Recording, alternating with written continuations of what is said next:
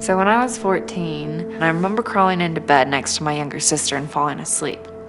The next thing I remember hearing was a man's voice saying, "I have a knife at your neck, don't make a sound, get up and come with me." I remember getting up and doing exactly as he said because I didn't know if he'd been through my house already. I didn't know if he'd killed the rest of my family. The one thing I did know, though, was that my younger sister was still in bed next to me, alive.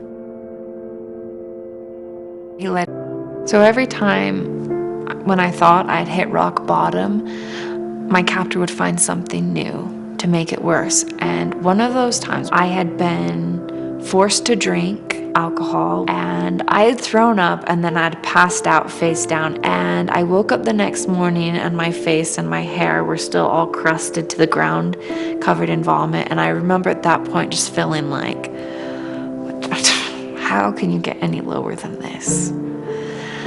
And it was just a few days later that my captor was really excited and really kind of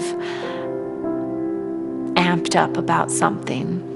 And he said, "Oh, I have something and I'm going to show it to you and you have to look at it. You have to look at it." And then I remember he pulled out this magazine full of hardcore pornography. And I remember he would just sit and look at it and stare at it. And he'd just talk about these women. And then when he was done, he would turn and he'd look at me and he'd be like, "Now we're gonna do this." It just led to him raping me more than he already did, which was a lot. Looking at pornography wasn't enough for him. Having sex with his wife after looking at pornography, it wasn't enough for him. And then it led him to finally going out and kidnapping me. He just always wanted more. I can't say that he would not have gone out and kidnapped me had he not looked at pornography. All I know is that pornography made my living hell worse.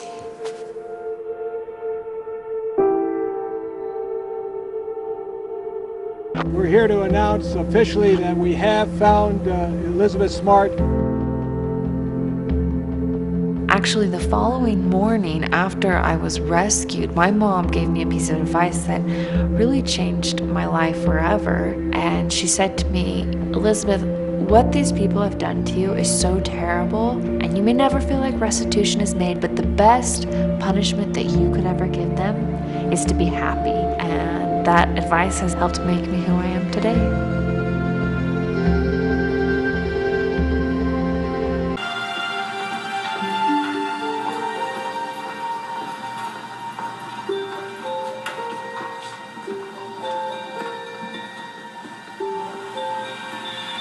Elizabeth?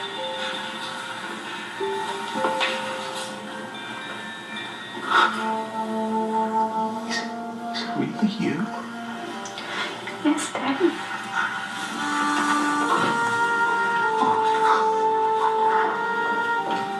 Don't get your hopes up, Mom. We've gone through this before and it wasn't her. I know. Come on.